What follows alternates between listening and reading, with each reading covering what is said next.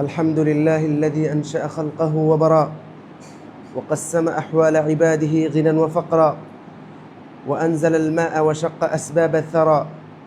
أحمده سبحانه فهو الذي أجرى على الطائعين أجرا وأسبل على العاسين سترا.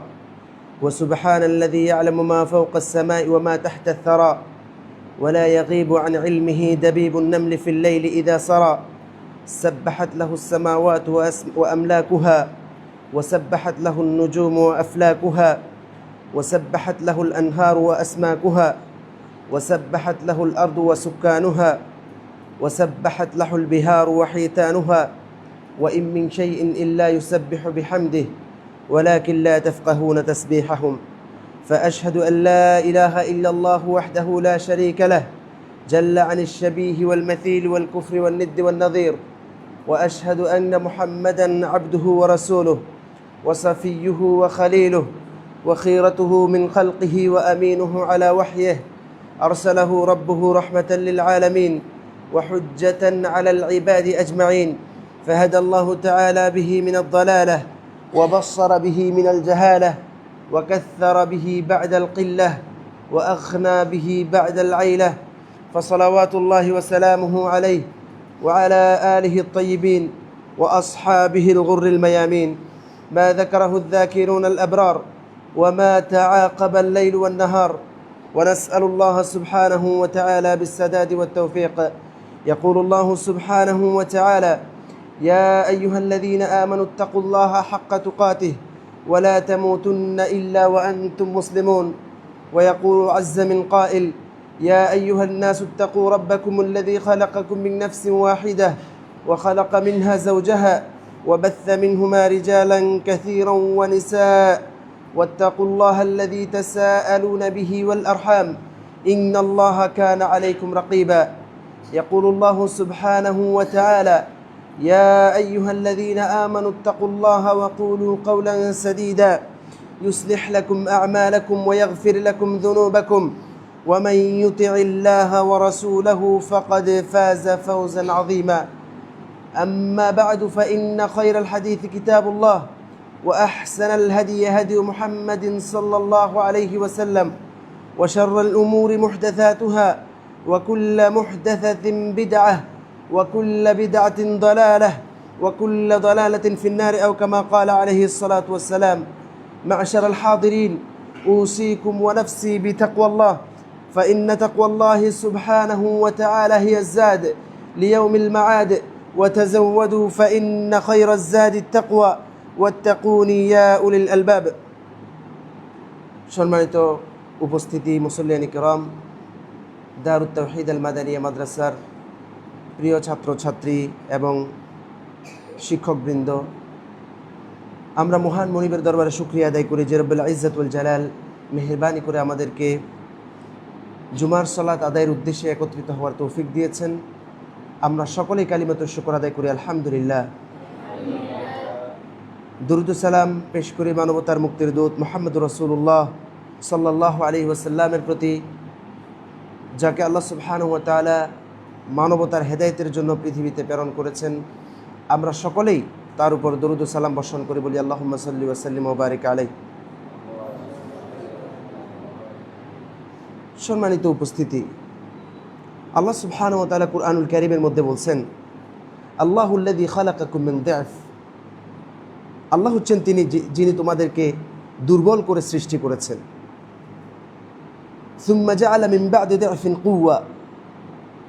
এরপর আল্লাহ সুবহানাহু ওয়া তাআলা এই দুর্বলতা থেকে আল্লাহ রাব্বুল আলামিন মানুষদেরকে সবল হিসেবে তৈরি করেছেন, সবল অবস্থায় নিয়ে এসেছেন। সুম্মা জাআলা মিন বা'দি কুওয়াতিন দি'ফা।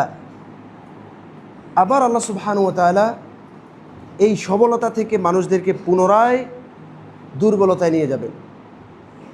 আল্লাহ সুবহানাহু ওয়া তাআলা যখন একজন শিশুকে পৃথিবীতে পাঠান, তখন ওই শিশুর স্বাভাবিক নিজের যে কর্মগুলো আছে, নিজের খাওয়া, নিজের প্রাকৃতিক যে কাজকর্মগুলো আছে, সে কাজকর্মগুলো সে নিজ থেকে করতে পারে না। প্রায় 4-5 বছর পর্যন্ত সে বলতে গেলে নিজের খাবার নিজে ভালোভাবে খেতে পারে না, নিজের প্রাকৃতিক প্রয়োজনগুলো সে নিজ থেকে পূরণ করতে পারে না, তাকে তার সাথে যারা আছেন, তার মা বাবা অথবা তাকে যে লালন পালন করছেন, সে সবগুলো কর্ম সম্পাদন করে দিতে হয়।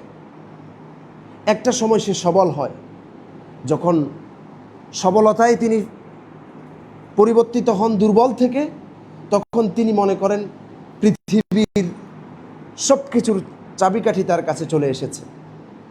আসলে কি তাই?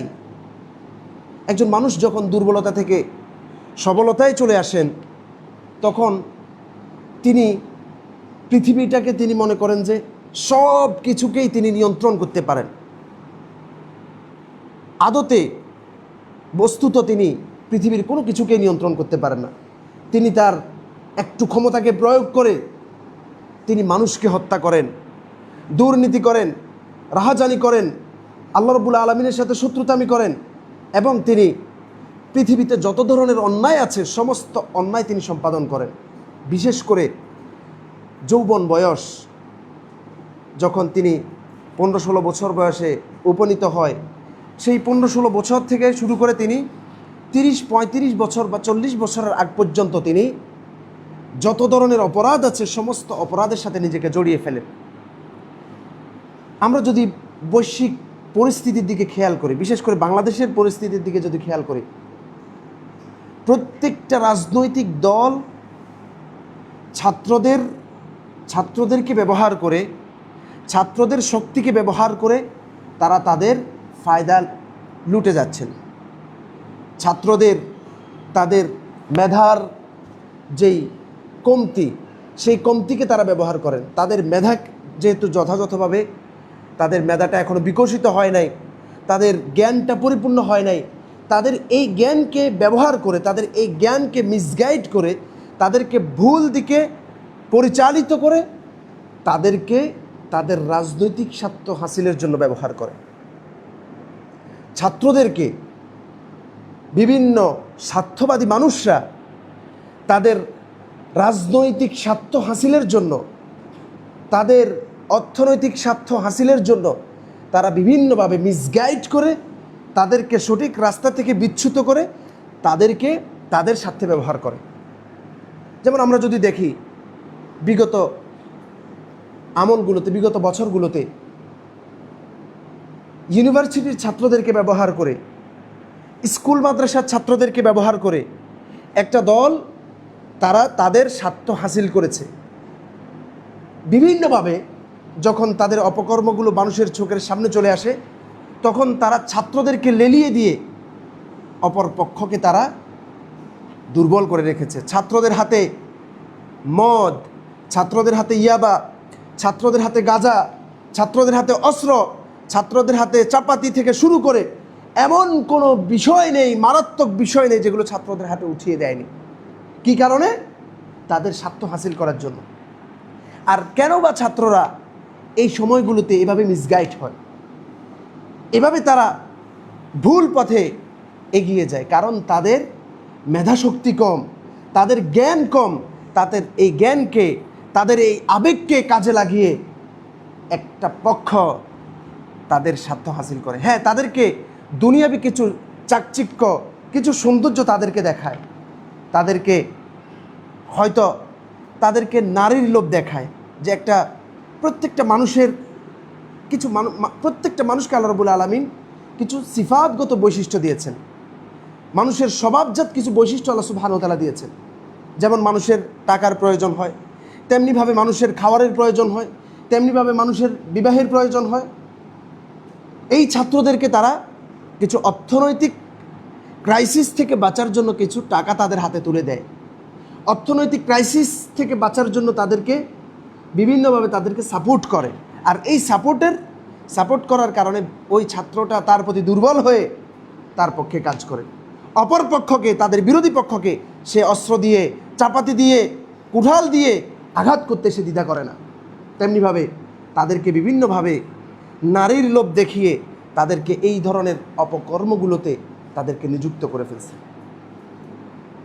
আর যখনই একজন ছাত্র এই ধরনের অপকর্মগুলোর মধ্যে লিপ্ত হয়ে যায়, সঠিক রাস্তা থেকে বিচ্যুত হয়ে যায়, তখন ওই ছাত্রের ছাত্রত্ব আর থাকে না। ওই ছাত্র জ্ঞানের আসর নিয়ে যে তিনি জ্ঞান অর্জনের জন্য তিনি প্রতিষ্ঠানে এসেছেন, মাদ্রাসায় এসেছেন, স্কুলে এসেছেন, ইউনিভার্সিটিতে এসেছেন, যেখানেই যান না কেন, যখন তিনি বিভিন্ন লোভে পড়ে মানুষ দ্বারা পরিচালিত হতে থাকে, তখন তিনি যেই উদ্দেশ্যে এসেছেন সেই উদ্দেশ্য তার হাসিল হয় না। সুতরাং আমাদেরকে, তোমাদেরকে এই প্রতিষ্ঠানে বা বিভিন্ন প্রতিষ্ঠানে ছাত্রদেরকে প্রতিষ্ঠানে কেন দেওয়া হয়েছে? যাতে করে তোমরা সত্যিকার শিক্ষা অর্জন করে জাতিকে আলোকিত করো। জাতিকে আলোকিত করার জন্য তোমাদেরকে তোমাদের মা বাবা এখানে দিয়েছেন। কিন্তু এই ছাত্রগুলো বিভিন্নভাবে তারা এডিক্টেড হয়ে যাচ্ছে। কেউ বা মোবাইলের এডিক্টেড, কেউ বা নাটক সিনেমার এডিক্টেড, কেউ বা খেলার প্রতি তাদের মানে নেশার মতো, মাদকতার মতো কাজ করে। বিভিন্নভাবে তারা মাতাল হয়ে যাচ্ছে। এই মাতালতা থেকে আমাদেরকে রক্ষা করতে পারে একমাত্র রাসূল সাল্লাল্লাহু আলাইহি ওয়াসাল্লামের দেয়া দিক নির্দেশনা। রাসূল সাল্লাল্লাহু আলাইহি ওয়াসাল্লামের দেয়া দিক নির্দেশনা থেকে যদি আমরা শিক্ষা অর্জন করতে না পারি, তাহলে আমরা সত্যিকার পথে পরিচালিত হব না। একটা ছেলে যখন যৌবনে পদার্পণ করে, মানে যখন তিনি তার দুর্বল অবস্থা থেকে শৈশব পেরিয়ে যখন তিনি কৈশোরে যৌবন বয়সে পা দেন, তিনি মনে করেন তিনি সব কিছু পেয়ে গেছেন, তিনি আর দুর্বল হবে না। কিন্তু আল্লাহ রাব্বুল আলামিনের চিরচারিত বিধান হচ্ছে, যখন মানুষ শক্তিতে পরিণত হয়, আল্লাহ সুবহানাহু ওয়া তাআলা আবার এদেরকে দুর্বল অবস্থায় ফিরিয়ে নেবেন। আমাদের চোখের সামনেই এই প্রতিদিনের ঘটনাগুলো ঘটছে। আমরা যখন ছোট ছিলাম, আমার আম্মা আব্বুদেরকে দেখেছি দিন রাত তারা কাজ করে আমাদেরকে লালন পালন করেছেন। কিন্তু আজকে এমন অবস্থা হয়েছে, তারা আমাদের দিকে তাকিয়ে আছে। প্রত্যেকের মা বাবাদের অবস্থা এমনই হবে। আমরা যারা আজকে বাবা, আমাদের শক্তি সামর্থ্য আছে, আমরা আমাদের সন্তানদেরকে আমাদের শক্তি ব্যবহার করে তাদেরকে আহার যোগাচ্ছি। কিন্তু একটা সময়, খুব বেশি দেরি নয়, একটা সময় এমন হবে আমরা আমাদের সন্তানদের দিকে তাকিয়ে থাকব। আমার সন্তান যদি আমাকে একটু খাবার এনে দেয়, আমি খেতে পারবো, আর না হলে আমাকে উপোস থাকতে হবে। আল্লাহ সুবহানাহু ওয়া তাআলা যেমনভাবে দুর্বলভাবে সৃষ্টি করেছেন, তেমনিভাবে আবার দুর্বল অবস্থায় ফেরত নেবে। তাই আমাদেরকে দুর্বল হয়ে যাওয়ার আগেই আমাদের শক্তিকে কাজে লাগাতে হবে। এজন্য আল্লাহ রাসূল সাল্লাল্লাহু আলাইহি সাল্লাম এক হাদিসের মধ্যে বলেছেন, ইগতানিম খামসান ক্বাবলা খামস, 5টি বিষয় আসার আগে তোমরা 5টি বিষয়কে কাজে লাগাও।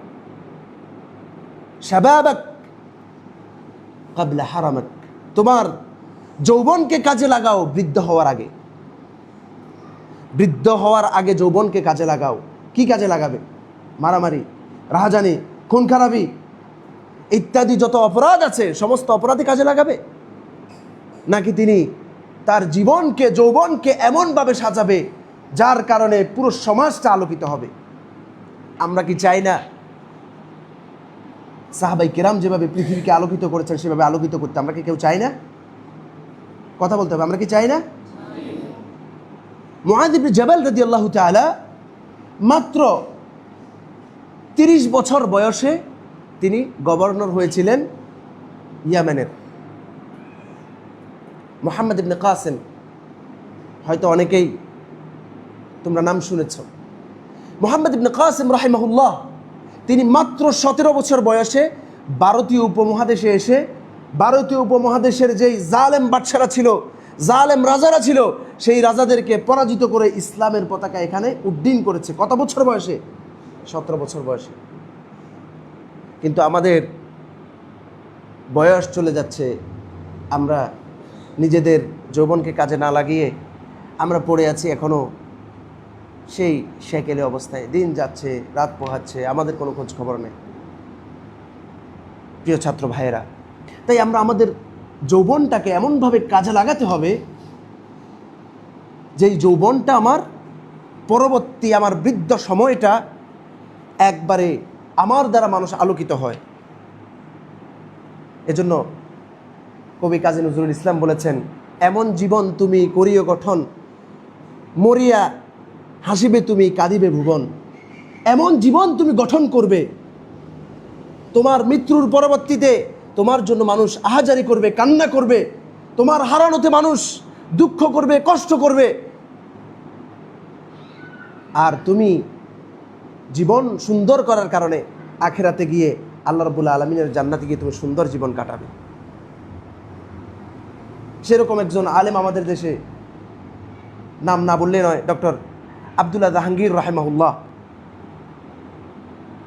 তিনি এমন কিছু বই, এমন কিছু বক্তব্য আমাদের জন্য রেখে গিয়েছেন, যেই বক্তব্য তার মৃত্যুর পরে, যার বক্তব্যগুলো শুনে অসংখ্য মানুষ হেদায়েতের দীক্ষা পাচ্ছেন, তার বইগুলো পড়ে মানুষ সঠিক পথ খুঁজে পাচ্ছেন।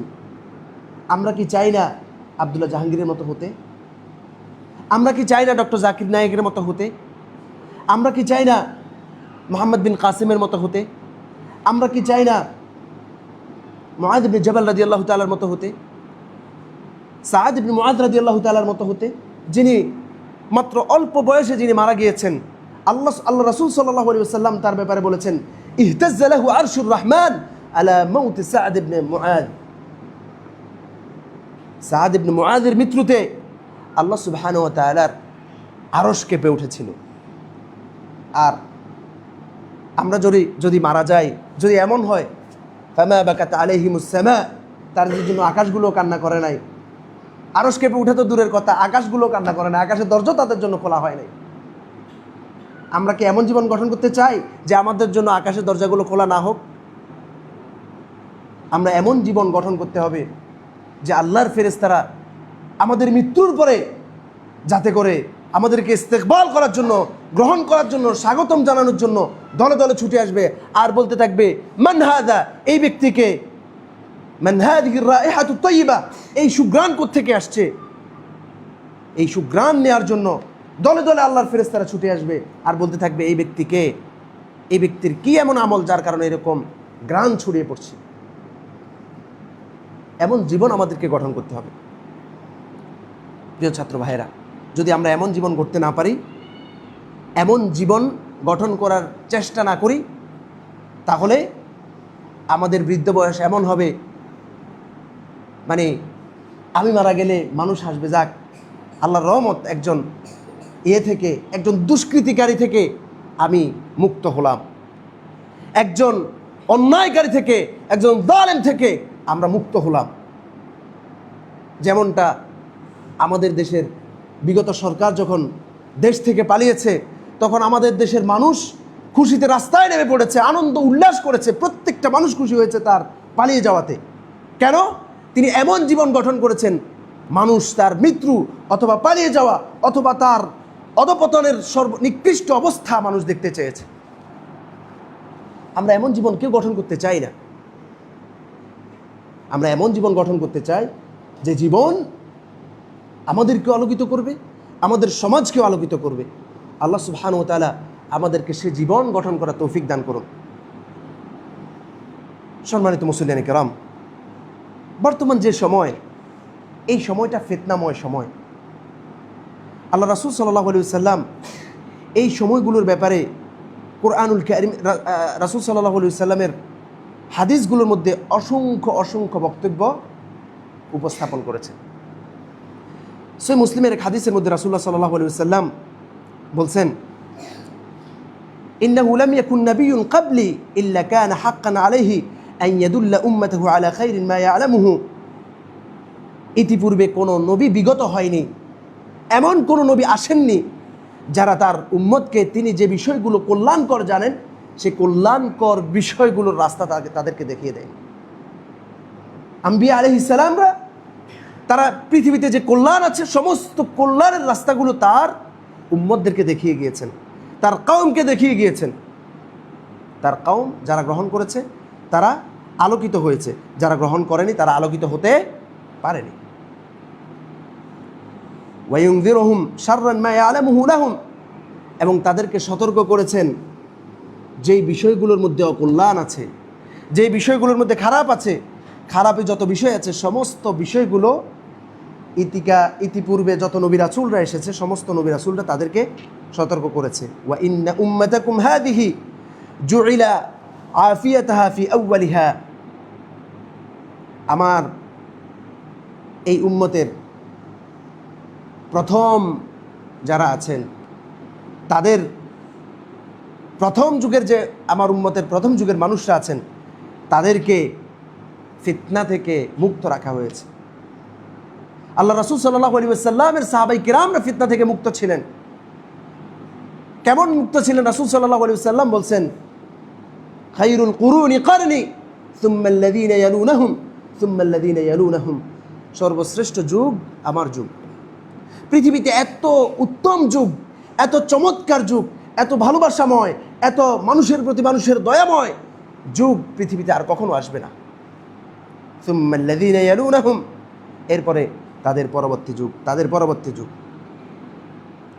ওয়া ইউসিবু আখিরাহা বালাআন ওয়া উমুরান তুনকিরুনাহা, এর পরবর্তীতে এমন এক সময় আসবে, বিশেষ করে শেষ সময়ের দিকে রাসূল সাল্লাল্লাহু আলাইহি ওয়াসাল্লাম উল্লেখ করছেন, তাদের পরবর্তীতে এমন সময় আসবে যে সময়গুলো বালা, মানুষের উপর দুঃখ, দুর্দশা, মুসিবত, তাদের উপর এমন বিষয় আপতিত হবে যেগুলো তারা কেউ পছন্দ করবে না। ওয়াতাজি ফিতনাতান ফায়ুরাক্কিকু বা'দুহা বা'দা, একটার পরে একটা ফিতনা এমনভাবে আপতিত হবে, প্রথম যখন ফিতনা দেখবে তারা মনে করবে এই ফিতনায় তো আমি শেষ, কিন্তু যখন কিছুদিন পর আল্লাহ সুবহানাহু ওয়া তাআলা এই ফিতনাকে শেষ করে দিবেন, আরেকটা ফিতনা আসবে, তখন তারা মনে করবে যে আগের ফিতনা তো অনেক ভালো ছিল, এখন তো এমন ফিতনা আসছে যে ফিতনা তো আরো ভয়ঙ্কর। আগে যখন একটা সময় টেলিভিশনের প্রচলন ছিল, নতুন নতুন টেলিভিশন মানুষের ঘরে ঘরে ঢুকছে, আমরা খুব ছোট ছোট ছিলাম, সাদা কালো টেলিভিশন। আমরা ছোট থাকার কারণে আমরা অনেক সময় না বুঝে যাদের ঘরে টেলিভিশন ছিল তাদের ঘরে টেলিভিশন দেখার জন্য যেতাম, কিন্তু আমাদের যারা গার্ডিয়ান ছিল, আমাদের বাপ চাচারা, তারা এটার কঠিনভাবে প্রতিবাদ করেছিল। এমন প্রতিবাদ করেছিল, তারা বারংবার বিভিন্ন ঘরে গিয়ে টেলিভিশন তারা ভেঙেছে। মসজিদের খুতবাগুলোর মধ্যে বলা হতো যে আপনারা কেউ টেলিভিশন ঘরের মধ্যে ঢুকাবেন না, যদি ঢুকান আমাদের আলেম সমাজ থেকে আপনাদেরকে বয়কট করা হবে, আপনাদের বিয়ে অনুষ্ঠানে, আপনাদের দাওয়াতে এগুলোতে আমরা যাব না। কিন্তু যখন টেলিভিশন সংস্কৃতি উঠে গিয়ে ইন্টারনেট সংস্কৃতিতে মানুষ প্রবেশ করলো, তখন প্রত্যেকটা ঘরে ঘরে প্রত্যেকটা ব্যক্তির হাতে ফিতনা চলে আসলো। একটা সময় একটা জায়গায় সীমাবদ্ধ ছিল, আর এখন প্রত্যেকটা ব্যক্তির হাতে হাতে ফিতনা।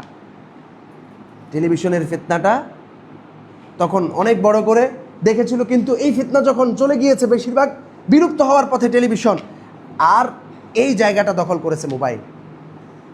এই ফিতনাটা প্রত্যেকের হাতে হাতে উঠে যাওয়ার কারণে আজকে মানুষ এটার ব্যবহার জানে না, এটা কিভাবে ব্যবহার করতে হবে জানে না। বিশেষ করে ছাত্র সমাজ, যুব সমাজ এই মোবাইল অপব্যবহারের কারণে তারা আজকে ধ্বংসের পথে। ছোট ছোট বাচ্চাদের হাতে মোবাইল তুলে দেওয়া হচ্ছে, আর তারা মোবাইল থেকে বিভিন্ন গেমস, বিভিন্ন ভিডিও দেখে, বিভিন্ন কার্টুন দেখে তারা সেখান থেকে শিখছে মারামারি, খুনাখুনি, রাহাজানি। সেখান থেকে শিখে এসে সে অনেক সময় তার ভাইয়ের উপরে অ্যাপ্লাই করে, তার বাবার উপরে অ্যাপ্লাই করে। বাবাকে বলেছে হুন্ডা কিনে দেওয়ার জন্য, সে হুন্ডা না কিনে দেওয়ার কারণে কার্টুন থেকে যেভাবে শিখছে সেভাবে তাকে ছুরি দিয়ে আঘাত করে মেরে ফেলেছে। বিভিন্ন কার্টুনের মধ্যে দেখা যায় যে কার্টুনের নায়ক যে থাকে, সে তার নায়কত্ব জাহির করে গিয়ে এক দোকান থেকে সিঙ্গারা খেয়ে ফেললো, আরেক দোকান থেকে আপেল খেয়ে ফেললো, বিভিন্নভাবে সে মানুষের সাথে প্রতারণা করে। আর আমাদের যারা এই কার্টুনগুলো দেখতে দেখতে অভ্যস্ত, তারাও একটা সময় আরেকজনের দোকানে গিয়ে একটা পটেটো, একটা চিপস, একটা খাদ্য সেখান থেকে নিয়ে যাওয়াটাকে অপরাধ মনে করে না। আরেকজনের একটা সম্পত্তি, আরেকজনের ব্যাগ থেকে আরেকটা বিষয়, একটা বস্তু সেখান থেকে নিয়ে যাওয়াকে অপরাধ মনে করে না, কারণ তিনি কার্টুন দেখে সেটা শিখেছে। এটাকে তিনি অপরাধ হিসেবে দেখেন নাই, অথচ এগুলো সবগুলো অপরাধের শামিল। আর এই অপরাধগুলো আমাদেরকে শিখাচ্ছে আমাদের হাতে থাকা অ্যান্ড্রয়েড ফিতনা। এজন্য এগুলোর ব্যবহার বিধি যদি না জানে তাহলে কিন্তু মুশকিল মুসিবত। আল্লাহ সুবহানাহু ওয়া তাআলা ভালো জানেন এই ফিতনার পরবর্তীতে এটা হয়তো একটা সময় দূর হয়ে যাবে। এই ফিতনা, অ্যান্ড্রয়েড ফিতনা হয়তো একটা সময় দূর হয়ে যাবে, কিন্তু খুব বেশি তার পরবর্তীতে হয়তো এমন আরেকটা ফিতনা আসবে যেই ফিতনা সম্পর্কে মুমিনরা বলে থাকবে, ফায়াকুলুল মুমিন, মুমিন বলবে হাযিহি মুহলিকাতি, এটা আমার জন্য ধ্বংস, এটা আমাকে শেষ করে দিবে। সত্যিকার মুমিন যদি হয়ে থাকে, ওই মুমিন তিনি যখনই ফিতনা দেখবেন তিনি ফিতনা থেকে পালাবেন। যখনই কোনো অসুস্থ সংস্কৃতি দেখবেন সেখান থেকে পালাবেন। আজকে এই আধুনিকতার কারণে, গ্লোবাল ভিলেজ হওয়ার কারণে আজকে মানুষটা অপসংস্কৃতি, বিজাতীয় সংস্কৃতি এবং অপরাধজনক সংস্কৃতিতে তারা অভ্যস্ত হয়ে গিয়েছে। আমাদের একটা সময় এমন মা বাবারা ছিল যাদের সন্তান বলতেছে আলেমের সন্তান আলেম, জালেমের সন্তান জালেম, এইরকম একটা কথা ছিল। কিন্তু এখন আলেমের ঘরের থেকে আলেম হয় না, আলেমের ঘর থেকে জালেম হয়। এটার কারণটা কি? এখন মানুষের মুখে মুখে আলেমের ঘর তুমি জালেম হয়েছে। এটার কারণ হচ্ছে একটাই, ওই আলেম ব্যক্তি যাকে স্ত্রী হিসেবে চয়ন করেছেন তিনি আসলে সত্যিকার সন্তান কিভাবে লালন পালন করতে হবে এই ব্যাপারে তার জ্ঞান নেই, অজ্ঞতা, মূর্খতা তার মধ্যে রয়েছে। তিনি হয়তো টেলিভিশন, মোবাইল নিয়ে তিনি ব্যস্ত। সন্তানকে মাদ্রাসায় পাঠিয়েছেন, চিন্তা করছেন মাদ্রাসার এই গেট দিয়ে ঢুকছেন ছাত্র হিসেবে, ওই গেট দিয়ে আলেম হিসেবে বের হয়ে যাবেন। এইরকম চিন্তা অনেকের ভিতরে আছে। যদি এরকম চিন্তা থাকে, মা বাবার যদি দায়িত্ব থেকে তিনি গাফেল হয়ে যান, তাহলে এই সন্তান কখনো সত্যিকার সন্তান হিসেবে গড়ে উঠবে না। সত্যিকার সন্তান গড়ে তোলার জন্য আমাদের প্রত্যেক মা বাবার দায়িত্ব রয়েছে। এজন্য ওমর ইবনে খাত্তাব রাদিয়াল্লাহু তাআলার থেকে একটা রিওয়ায়াত এরকম আছে, যদিও রিওয়ায়াতের ব্যাপারে কিছু সনদগত দুর্বলতা আছে। ইলআবু মা আওলাদিকুম সাবআহ, তোমরা তোমাদের সন্তানদের সাথে 7 বছর পর্যন্ত খেলাধুলা করো। এরপরে 7 বছর তাদের সাথে তোমরা সঙ্গ দাও, তাদের সাথে তোমরা নিজেরা পড়ো। পরের 7 বছর তোমরা তাদেরকে পড়াও, এরপরে তাদেরকে ছেড়ে দাও, তারা আর বিপদগামী হবে না। কিন্তু আমাদের বাবারা কি আধু কি তাই? তারা বিদেশ চলে গিয়েছেন, বছরের পরে বছর আর কোনো খোঁজ খবর নাই। কয়েক বছর পরে আসেন, এসে তিনি হয়তো এসে দেখেন যে তার সন্তানটা বিপদে চলে গিয়েছেন, তার ওয়াইফ বিপদে চলে গিয়েছেন, মেয়েটা বিপদে চলে গিয়েছেন। তিনি এসে তাদেরকে সঠিক রাস্তায় পান না। কারণ হচ্ছে তার যে দায়িত্ব ছিল সেই দায়িত্ব থেকে তিনি গাফেল। তার স্ত্রীর যে দায়িত্ব ছিল সেই দায়িত্বগুলো সম্পর্কে, সন্তানের প্রতি যে দায়িত্ব ছিল সেই দায়িত্বগুলো সম্পর্কে তার স্ত্রীও গাফেল। এজন্য আজকে আলেমের ঘর থেকে আলেম হচ্ছে না। একটা সময় একটা ছাদের নিচে এমন এমন মুহাক্কিক আলেম ছিলেন, একই ঘরের মধ্যে 5-7 জন 10 জন করে আলেম ছিলেন। আর আজকে সারা বাংলাদেশ খুঁজে একজন মুহাক্কিক আলেম খুঁজে পাওয়াটা মুশকিল, একজন ভালো যোগ্য আলেম খুঁজে পাওয়াটা মুশকিল। কারণ হচ্ছে আমাদের মায়েরা আজকে সেরকম নয়। ইমাম ইবনে তাইমিয়া রাহিমাহুল্লাহ, আবুল আব্বাস আহমদ ইবনে আব্দুল হালিম ইবনে তাইমিয়া রাহিমাহুল্লাহ, তিনি তার মায়ের কাছে চিঠি লিখলেন যে মা, আপনার যে অধিকার সেই অধিকারগুলো আমি মুসলিম উম্মার খেদমতে থাকার কারণে আমি আপনার অধিকারগুলো পালন করতে পারছি না, আপনি আমাকে ক্ষমা করবেন, আপনার অধিকার আমি দিতে পারছি না।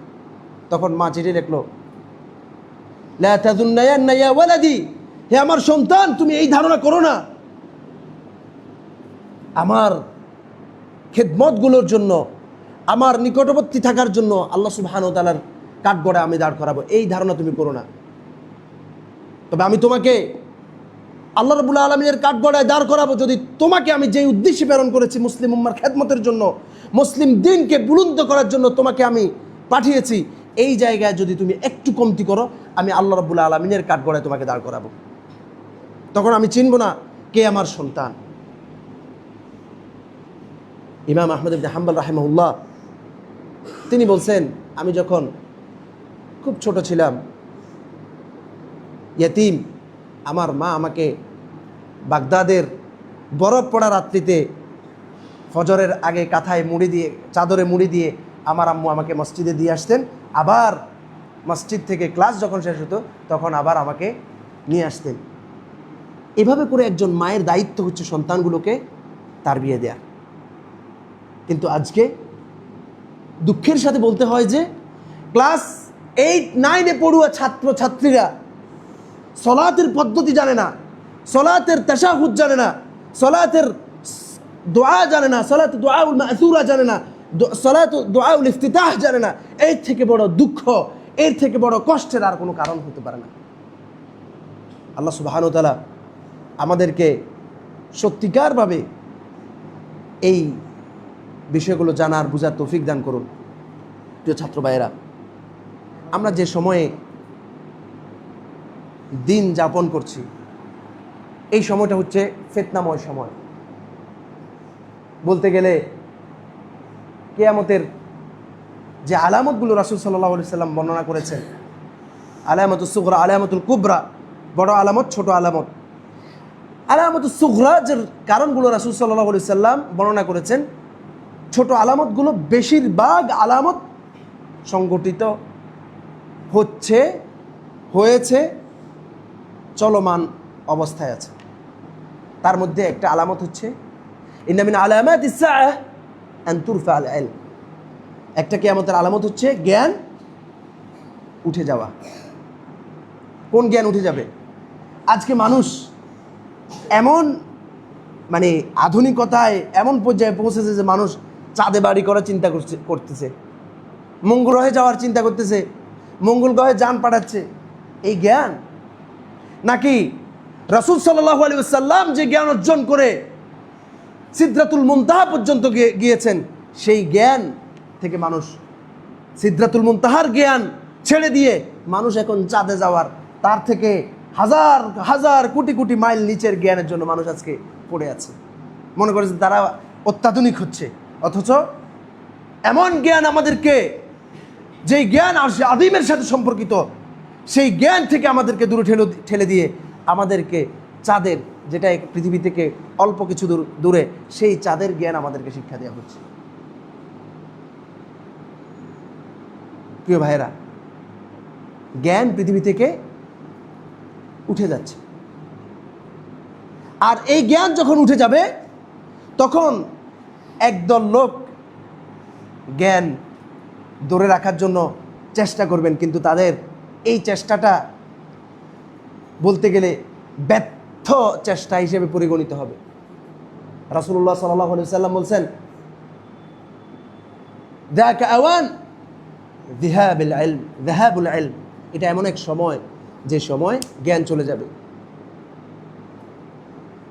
জিয়াদ ইবনে লাবিদ আল আনসারী রাদিয়াল্লাহু আনহু মদিনার একজন বিখ্যাত আনসারী সাহাবী ছিলেন। তিনি বললেন, ইয়া রাসূলুল্লাহ কাইফা ইয়াযহাবুল ইলম, কিভাবে ইলম চলে যাবে? নাহনু নাকরাউল কুরআন, আমরা কোরআন পড়ছি, আমাদের সন্তানদেরকে কোরআন শিক্ষা দিচ্ছি, তারা তাদের সন্তানদেরকে কোরআন শিক্ষা দিবে, এভাবে করে এই ধারাটা অব্যাহত থাকবে। রাসূল সাল্লাল্লাহু আলাইহি সাল্লাম বলছেন, তাকুলাতকা উম্মুকা ইয়া জিয়াদ, জিয়াদ তোমার মা তোমাকে হারিয়ে ফেলুক। ইন কুনতু লা আরাকা মিন আফকাহি রাজুলিন বিল মদিনা, আমি তো মনে করি মদিনার সবচেয়ে বিজ্ঞ ব্যক্তিদের মধ্যে তুমি একজন, যাদের আকল আছে, চিন্তা শক্তি আছে, যারা প্রত্যেকটা বিষয় বুঝেন, তাদের মধ্যে তুমি একজন, কিন্তু তোমার জ্ঞানের সাথে তোমার কথার মিল আমি খুঁজে পাচ্ছি না। ইহুদি খ্রিস্টানরা, আওয়ালাইসাতিল ইয়াহুদ ওয়ান নাসারা ইয়াকরাউনা আত-তাওরাত ওয়াল ইনজিল, ইহুদি নাসারাকে তাওরাত এবং ইনজিল পড়তো না, কিন্তু এই তাওরাত এবং ইনজিলের উপরে তাদের কি কোনো আমল ছিল? কোনো আমল ছিল না। আজকে আমাদের হিফজ মাদ্রাসার কোনো অভাব নাই, রাস্তায় রাস্তায় হিফজ মাদ্রাসা। বলতে গেলে প্রত্যেক মানুষ এখন চিন্তা করে আমার ছেলেটাকে হিফজ মাদ্রাসায় দিবে, কিন্তু এই হাফেজরা এই সমাজে কি কোনো অবদান রাখতে পারছে? শুধুমাত্র অন্ধ হাফেজ, তোতা পাখি যেভাবে বিভিন্ন কথা শিখে কথাগুলো বলেন, এই অন্ধ যারা হাফেজ হচ্ছেন তারাও সেই একই রকমভাবে শুধু তোতা পাখি। শুধুমাত্র হাফেজ হয়ে যদি কেউ চিন্তা করে যে আমি তো হাফেজ হয়ে গেছি, আমার আর কোনো কিছুর দরকার নেই, তাহলে এই অন্ধ হাফেজের দ্বারা সমাজ কোনো উপকৃত হবে না। প্রিয় ছাত্র ভাইয়েরা, তাই আমরা শুধু অন্ধ থাকবো না, আমাদের চোখ নাক কান খোলা রেখে কোরআনুল কারীম শিখব, সেই অনুযায়ী নিজের জীবনে বাস্তবায়ন করব, সমাজে বাস্তবায়ন করার জন্য চেষ্টা করব। রাসূলুল্লাহ সাল্লাল্লাহু আলাইহি ওয়াসাল্লাম বলেছেন, ইন্নাল্লাহা লা ইয়াকবিদুল ইলমা ইনতিজাআন। পৃথিবীতে আল্লাহ রাব্বুল আলামিন যে জ্ঞান পাঠিয়েছেন, সেই জ্ঞান আল্লাহ রাব্বুল আলামিন মানুষের অন্তর থেকে উঠিয়ে নেবেন না, টেনে টেনে উঠিয়ে নেবেন না। আমাদের রূহটা কিন্তু কখনো কখনো রূহটা টেনে টেনে উঠিয়ে নেওয়া হয়, কিন্তু জ্ঞান পৃথিবীতে যেটা আল্লাহ রাব্বুল আলামিন দিয়েছেন, সেই জ্ঞান, সেই ইলম মানুষের অন্তর থেকে টেনে উঠিয়ে নেবেন না। ওয়ালাকিন ইয়াকবিদুল ইলমা বিকবদিল উলামা। আলেমদের মৃত্যুর মাধ্যমে পৃথিবী থেকে জ্ঞানটা প্রতিনিয়ত শূন্য হতে থাকবে। এভাবে করে শূন্য হতে হতে একটা সময় আলেম শূন্য হয়ে পড়বে। আজকে ভারতের পক্ষে আমাদের আলেম শূন্য হয়ে যাওয়ার কারণে এখন বক্তাদের আস্ফালন। বক্তারা বড় বড় বক্তা সেজে, যার কণ্ঠ যত সুন্দর, যার বক্তব্যের মধ্যে কন্ট্যাক্ট যত বেশি, যে যত জোরালো কণ্ঠে বক্তব্য দিতে পারে, যে মানুষদেরকে যত বেশি ইমপ্রেস করতে পারে, সে তত বেশি বড় বক্তা। তাদেরকে মানুষ গ্রহণ করছে তাদের আলেম হিসেবে। ইত্তাখাযান নাস রুউসান জুহালা। তারা জাহেলদেরকে তাদের আলেম হিসেবে গ্রহণ করছেন, আর তারা নিজেরাও বিভ্রান্ত হচ্ছেন ফতোয়া দিয়ে, মানুষদেরকে বিভ্রান্ত করছেন। তাই আমরা এই সময়গুলোকে কাজে লাগিয়ে ইসলামের যে সত্যিকার জ্ঞান আছে, সেই জ্ঞানটাকে ধরে রাখার জন্য চেষ্টা করব না ইনশাআল্লাহ। রাসূলুল্লাহ সাল্লাল্লাহু আলাইহি ওয়াসাল্লাম বলছেন, ইন্না মিন ওয়ারাইকুম আইয়ামাস সাবর। তোমাদের পরবর্তীতে এমন কিছু সময় আসবে যে সময়গুলো সবরের সময়। একটু কষ্ট তোমাদের হবে, একটু মাদ্রাসার আঙ্গিনায় তোমাদেরকে বন্দী থাকতে হবে, ধৈর্যের পরিচয় তোমাদেরকে দিতে হবে। আইয়ামাস সাবর, ধৈর্যের সময়। কেমন ধৈর্য? as-sabiru, যিনি ধৈর্যশীল, কাল কাবিদ আলাল জামার, হাতের মধ্যে অগ্নি কয়লা রাখা যেমন কষ্টকর, ঠিক ওই সময়গুলোতে ধৈর্য ধারণ করাও তেমন কষ্টকর। আমাদের কারো হাতের মধ্যে যদি একটা আগুনের লুয়া দেয়া হয়, আগুনের কয়লা দেয়া হয়, আমরা কি ধরে রাখতে পারবো? ঠিক যারা এমন ফিতনাময় মুহূর্তে ইলম অর্জনের জন্য নিজেকে লাগিয়ে রাখবেন ইলমের সাথে, তারা এমন ধৈর্যশীলতার কারণে আল্লাহ রাব্বুল আলামিনের কাছে এমন প্রতিদান পাবে। সাহাবাই কিরাম ওই সময় আমল করে 50 জন সাহাবী যেই পরিমাণ আমল করে সওয়াব প্রাপ্ত হয়েছেন, এই ধৈর্যের সময় যারা দ্বীনের উপরে টিকে থাকবে, জ্ঞানের উপরে টিকে থাকবে, ইলমের উপরে টিকে থাকবে, তাদেরকে আল্লাহ রাব্বুল আলামিন সেই পরিমাণ সওয়াব দিবেন। সাহাবীদের 50 জন, সাহাবীদের 50 জন। আল্লাহ সুবহানাহু ওয়া তাআলা আমাদেরকে সেরকম হওয়ার তৌফিক দান করুন। আকুলু কাওলি হাদা ওয়া আস্তাগফিরুল্লাহ লি ওয়া লাকুম ওয়া লিসাইরিল মুসলিমিনা মিন কুল্লি যামব আস্তাগফিরুহু ওয়া আতুবু ইলাইহি।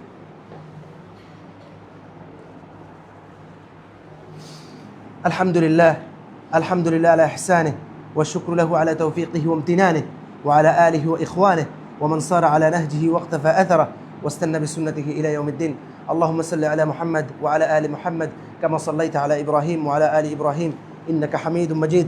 اللهم بارك على محمد وعلى آل محمد كما باركت على إبراهيم وعلى آل إبراهيم إنك حميد مجيد. اللهم أعز الإسلام والمسلمين، اللهم انصر المسلمين في كل مكان، اللهم انصر من نصر الدين واخذل من خذل المشركين يا رب العالمين. اللهم آت نفسي تقواها وزكيها أنت خير من زكاها يا رب العالمين يا ذا الجلال والإكرام. اللهم اهدنا فيمن هديت وعافنا فيمن عافيت وتولنا فيمن توليت وبارك لنا فيما أعطيت. اللهم إنا نسألك علما نافعا ورزقا طيبا وعملا متقبلا. اللهم إنا نعوذ بك من علم لا ينفع ومن عمل لا يرضى ومن دعاء لا يستجاب. يقول الله سبحانه وتعالى إن الله يأمر بالعدل والإحسان وإيتاء ذي القربى وينهى عن الفحشاء والمنكر والبغي يعظكم لعلكم تذكرون. فاذكروني أذكركم واشكروا لي ولا تكفرون. أقيموا الصلاة.